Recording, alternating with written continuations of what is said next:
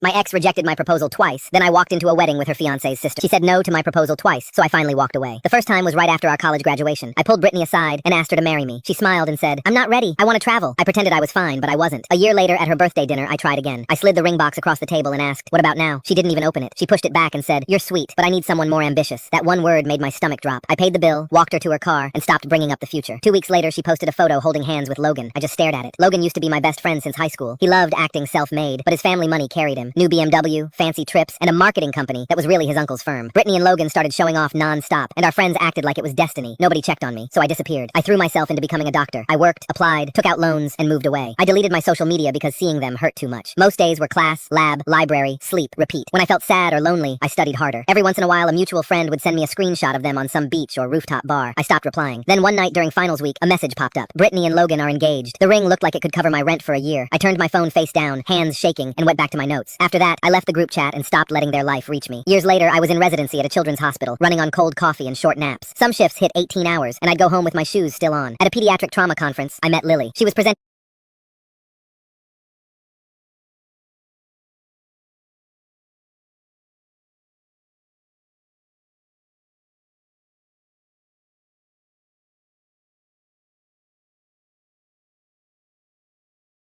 research, and she was sharp and confident. We talked for hours, and it felt easy. We started dating, and for the first time in a long time, I laughed for real. About 8 months in, Lily said, "My older brother's kind of a mess." I asked, "How bad?" She said, 30, still living off our parents, and dating this girl who thinks she's better than everyone. Then she said his name, Logan. My chest went tight. Lily stared at me. "Wait, what's wrong?" She pulled up his Instagram, and there was Brittany, smiling next to him like nothing ever happened. I told Lily everything. The 2 proposals, the ambitious line, Brittany moving on with Logan like I was a boring class project. I expected Lily to get upset. Instead, she covered her mouth and laughed, shocked. "Oh my God," she said. "You're Noah." Then she said, "Brittany talks about her boring ex who became a doctor at family dinners. She has no idea you're with me." She paused and added, "And Logan hates it because she compares him to you." Then came my little sister's wedding back home. Big church ceremony, then a country club reception. Some old friends were invited, so Brittany and Logan were there too. I almost told Lily we should skip it. Lily squeezed my hand and said, "We're going, don't hide." We walked into the reception holding hands. Music, bright lights, people laughing like it was the same old world. Brittany saw me first from across the room. Her face went from casual to confused to shocked in seconds. She looked me up and down, like she was trying to match me to the broke college guy in her head. Then she saw Lily. Brittany grabbed Logan's arm and whispered fast while pointing at us. Logan turned, saw Lily, and froze. Lily walked right up to them with a polite smile. "Hey, big brother," she said. "I want you to meet my boyfriend." Then she looked at Brittany. "You're Brittany, right?" Brittany's smile twitched and died. Lily said, "This is Noah." She leaned into me and added, "He's in pediatric surgery, and he spends his days saving kids." The table around them went quiet. I held my hand out to Logan. He shook it because he had to, and his grip felt weak. I said, "Small world." Logan forced a laugh. "Yeah, small world." Brittany finally spoke, voice tight. "How long have you two been together?" Lily said, "Almost a year." Then Lily smiled and said, "Noah,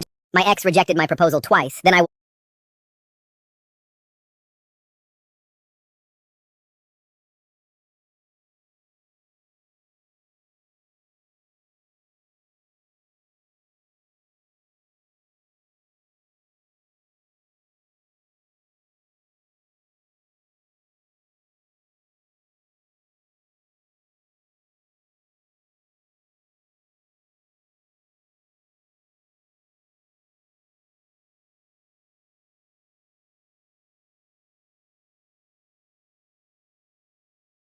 Okay, this app actually surprised me.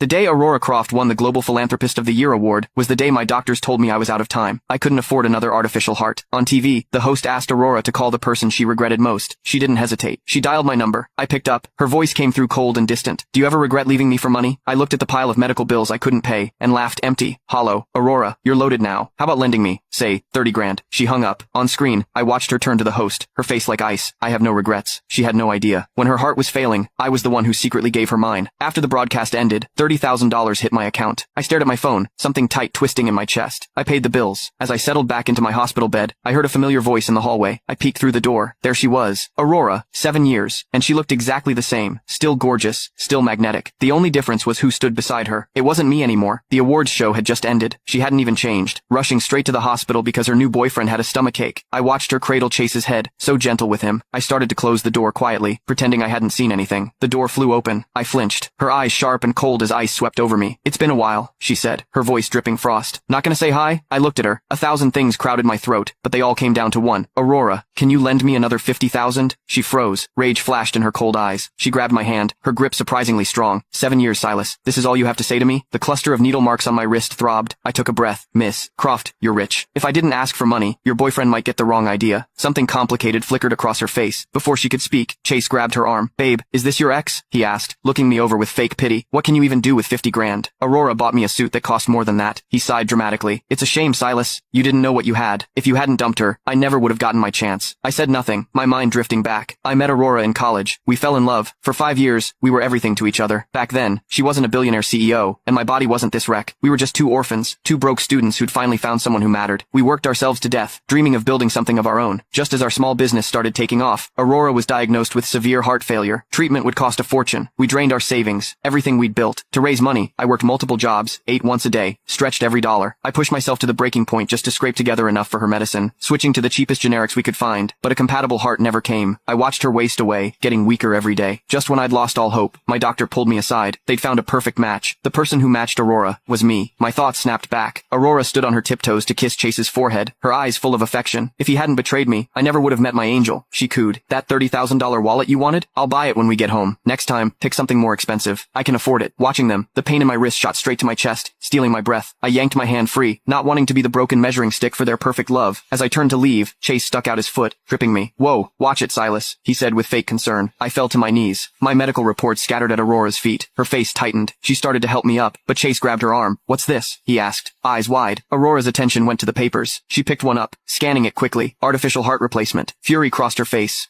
The day Aurora Croft won the Global Philanthropist of the Year award was the day my doctors told me I was out of time. I couldn't afford another artificial heart. On TV, the host asked Aurora to call the person she regretted most. She didn't. She threw the report at me. The paper hit my cheek. Silas, I can't believe you'd fake an illness for money. You're the same as 7 years ago. All you've ever cared about is money. I got to my feet, looking at Aurora's healthy, vibrant face. A faint smile touched my lips as I gathered the scattered reports. Miss Croft, you know how much I love money. Why not lend me more? Chase looked like he was about to cry. He shook Aurora's arm, but the look he shot me was pure mockery. Babe, what if it's real? And it was only after Silas left you that you got that heart from that donor. Maybe we should help him, please. His words reminded her of my betrayal, how I'd abandoned her for money. The doubt in her eyes vanished, replaced by ice. A kind person's heart can't save someone heartless. He doesn't deserve it. She turned, pulling Chase with her. He kept pleading my case, but as he glanced back, the corner of his mouth curved into a vicious smirk. I bent down and picked up the medical report, now covered in Chase's footprints. Suddenly, my artificial heart shuddered, a mechanical tremor that didn't belong in a human body. My vision swam. Aurora and Chase blurred into shapes. After a long moment, I wiped blood from my mouth, my eyes tracing the words artificial heart replacement. My fingers drifted to my chest, brushing the scar that had been there for 7 years. Even now, Aurora had no idea. The heart beating in her chest was mine. 7 years ago, with no donor heart available, Aurora's body was giving out. Artificial hearts were experimental. They could sustain life, but the risks were huge. When I was confirmed as a match, I gave her my heart. I took the artificial one, a model with a 7-year lifespan. To save money, I chose the cheapest one. Since then, sharp pain would flare in my chest. Coughing up blood and sudden weakness became normal. And because I never had money, the surgery to replace the failing device kept getting delayed. Now, 7 years had passed. The artificial heart pulsed with its 7th wave of agony. I knew it was past its breaking point. I left the hospital and went back to my rented room. Small, damp, freezing in winter, sweltering in summer, but cheap. This was the same place Aurora and I had lived, where we'd planned our entire future. After learning my heart matched hers, I pretended to be greedy, social climbing trash. I drew up divorce papers and told her I was leaving. We'd been together 5 years. Through everything, I'd never complained, never thought of leaving. She knew how much I loved her, and she couldn't believe I'd abandon her. And I knew she loved me completely. If she knew the truth, she'd never let me trade my life for hers. To save her, I had to be cruel. I had to pretend I'd had enough. Enough of the struggle, enough of no hope, enough of cheap medicine, 1 meal a day, drinking cold water to kill the hunger, splitting every dollar in half. I told her I was done. I'll never forget that day. The girl who was always strong, who faced pain without flinching, cried for the first time. She signed the divorce papers with shaking hands, tears staining the cheap paper, and on a different form an organ donation agreement I signed my name. After surgery, I vanished from her life, branded a traitor. I returned to the small room we'd shared for 5 years, and I waited for the death I'd chosen. I never thought I'd see her again. Now she'd reached heights we'd only dreamed of, and I could never go back. Watching her on the news, so confident and full of life, a pang of sorrow twisted inside me, followed by quiet relief. My phone rang. The bank. They told me the $30,000 transfer was a mistake. I had to return it immediately or face legal action. I hung up with a bitter smile. What was there to say? After a moment, I called my buddy Ben and asked him to find me a job. I had to pay her back. Aurora hated me. The idea of me, the guy who only cared about money working off a debt in installments. She'd love that. She'd watch me slave away until I dropped. Because of my heart, my body was weak. Most jobs were impossible. I scraped by on odd jobs. Ben knew my situation and found me work as a server at a banquet. Relatively easy, $500 a night. As I put on the uniform, adjusted my mask, and started serving drinks,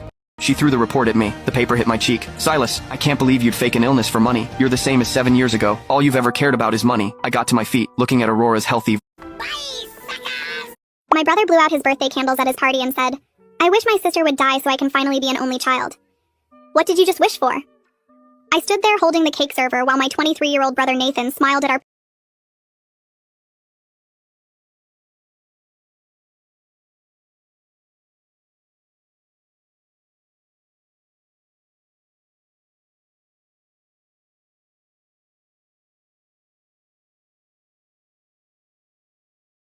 parents and the 40 guests at his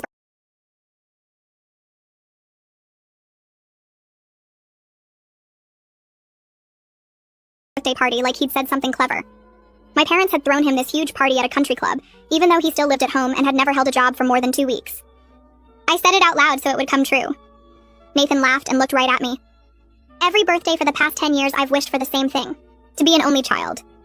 This year I decided to be specific about how. My mother dropped her champagne glass and it shattered on the marble floor. "Nathan, what are you saying?" He shrugged and started opening presents like he hadn't just wished death on me in front of everyone. "Come on, Mom, you know life would be easier with just me. No competition, no sharing inheritance, no perfect sister making me look bad." Our cousin Lisa gasped from across the room. "You're seriously admitting you want your sister dead?" Nathan looked up from unwrapping an expensive watch our parents got him. "Not want. Wish. There's a difference." He held up the watch. "See this? Cost $3,000. Imagine if they didn't have to buy her gifts too. I could have gotten a Rolex." I'd actually bought my own birthday presents for the past 5 years because our parents forgot my birthday but always remembered his. "Nathan, they forgot my birthday completely last year." He smiled. "Yeah, that was great. One step closer to them forgetting you exist entirely." Our Aunt Margaret stood up from her table. "This is disgusting. How can you say this about your sister?" Nathan rolled his eyes. "Because it's true, Aunt Margie. Everyone thinks it, but I'm the only one honest enough to say it." He pointed at me. "She makes everything about her achievements. Her promotion, her engagement, her new house. All things I'd worked for while he played video games in our parents' basement. You live in Mom's basement, Nathan." He stood up angry. "Because she took all the good opportunities. She got the scholarships. She got the internships. She got everything because she was born first." He was actually blaming me for being older. If I'd been born first, I'd be successful too. Our dad finally spoke up. "Nathan, you dropped out of college 3 times. Nathan turned on him. "Because professors compared me to her. Do you know how hard it is being the stupid sibling?" He'd never studied, just expected to pass because our parents donated money. "I'm not stupid. I'm just overshadowed." My fiancé James stood up. "You're not overshadowed. You're lazy and entitled." Nathan laughed bitter. "Of course you defend her. You probably wish I was dead too so you don't have to deal with me at family events." James didn't deny it, which made Nathan angrier. "See? Everyone would be happier if I was an only child." Our grandmother, who'd been quiet until now, slammed her cane on the floor. "Nathan Michael Turner, you're a disgrace." She walked toward him slowly. "Your sister paid for your rehab twice."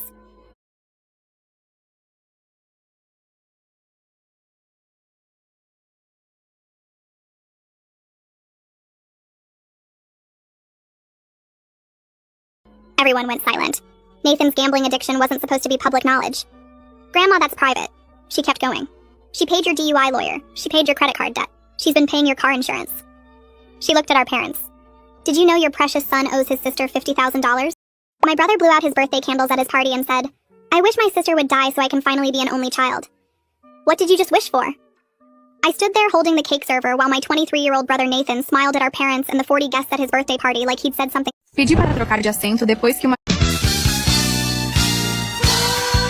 Moms, when did you realize your child inherited your worst trait? Okay, so I've always been a little, let's call it opinionated. My mouth, it runs on diesel fuel and bad timing. If something's dumb, I'll say it's dumb. If someone's lying, I'll call them out before my brain even checks in. And yeah, that's gotten me into more messes than I can count. But I thought, naively, that maybe my daughter would be different. Nope, apparently sarcasm is genetic. It started last month at my sister-in-law's Pinterest perfect baby shower. You know the type. Everything in blush pink and cream, a balloon arch,